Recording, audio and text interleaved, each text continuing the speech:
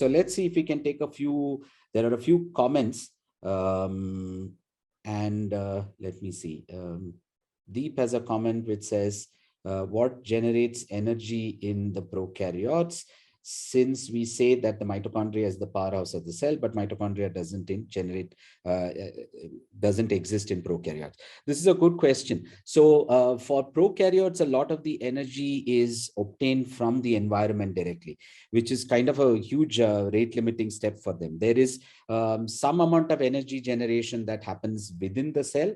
The energy sources are rather ineffective in keeping and storing and providing a large amount of energy, which becomes a rate limiting step for how they are able to grow and divide as well. So sugars, for example, right, could contribute in a big way to the energy that prokaryotes could acquire and grow with. And the existence of sugars and their use is also kind of visible from the fact that a lot of the architecture in these bacteria is also put together in some cases with sugar. So that's the source of energy as far as prokaryotes are concerned. The tail is hydrophobic. Did I say it the other way around? Okay. The outside, the heads are hydrophilic in nature, so they kind of like the water environment, and so they ensure that the cell is in contact with the water. And the tails are hydrophobic indeed, which allows them to be hidden on the inside and allows for that architecture to now come together in such a way that the cell can be in contact on either side with the aqueous environment. But at the same time, for something to go through it, it has to make it through this hydrophobic core, right? And so mechanisms by which molecules can make it through, become important rate limiting steps, and cells have evolved ways to be able to kind of take things through as well, right? Okay, there are questions from people who've raised their hands as well. Deep, I took your query. So I'm going to go to Sarthak next, right? We'll try and cover as many as we can. Sarthak, go ahead. My doubt was regarding endosymbiont theory. I understand that the mitochondria is considered as bacteria that has been engulfed. But what gave the idea that the host was an archaea? So I'm not sure there is very clear evidence. It may have to do with the fact that the ability of a cell to be able to take this up, right?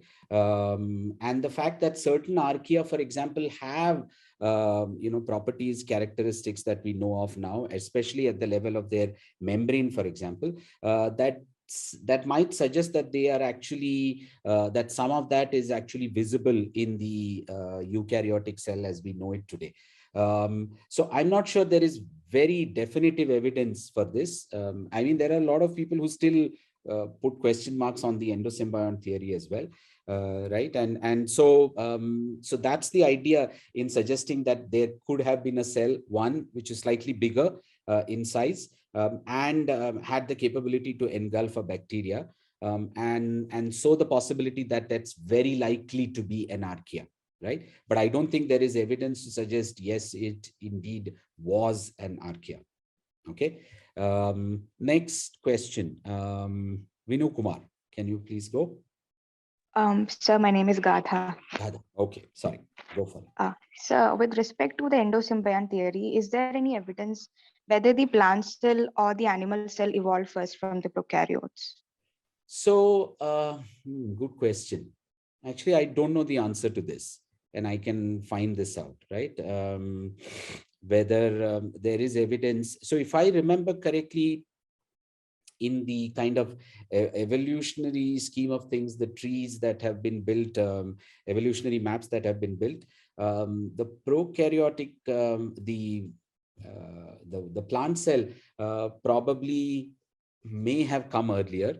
I could be wrong about this. Let me check this. It's a good question. Okay. I'll come back to you. I think others should also know about this.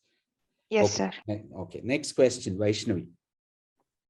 So, how would anaerobic eukaryotes have evolved then? Would they have just not taken in the oxygen utilizing Are bacteria? there anaerobic eukaryotes?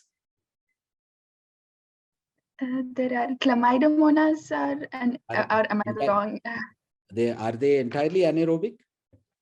I'm not so sure, sir. So why don't you look this up, whether Yeah. there is really something that is completely anaerobic, right?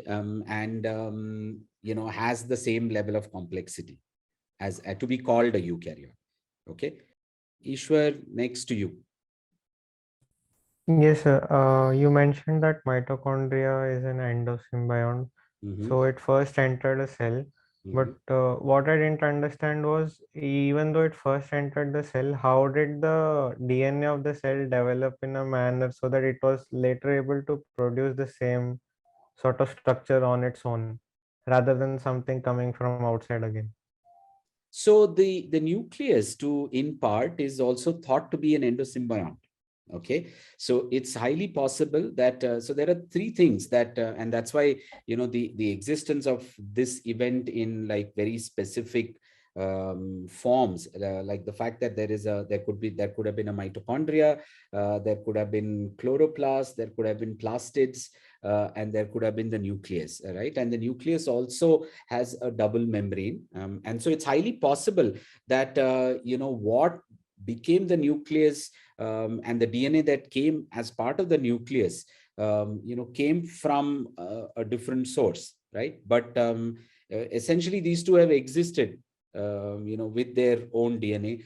Why exactly this became the more prominent DNA content of the cell, why it evolved to become acquire the complexity of chromosomes and everything else, it's not clear as to why this was chosen as the genetic material, while mitochondria essentially kept their genetic material, but did not necessarily integrate that genetic material into this. There is something called maternal inheritance for mitochondria. Okay, and I didn't talk about this. It's kind of clearly beyond the preview of what we are discussing here.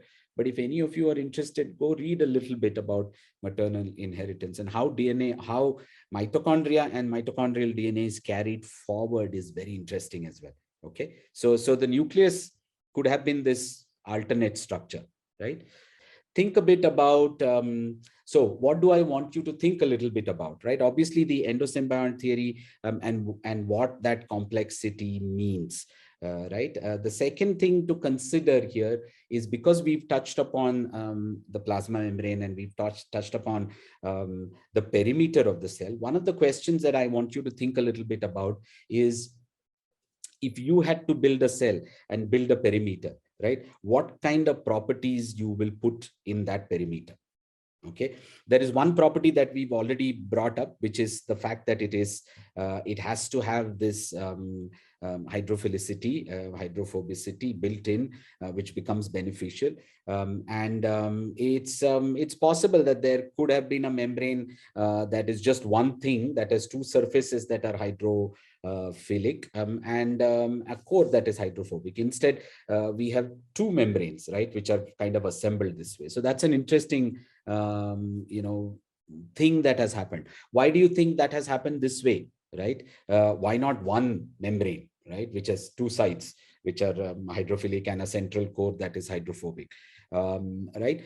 So the boundary of the cell is what I want you to think a little bit about, as to how you will construct it, right? And what kind of properties are required for that, right? So think a bit about this, and then we'll continue this discussion in tomorrow's class.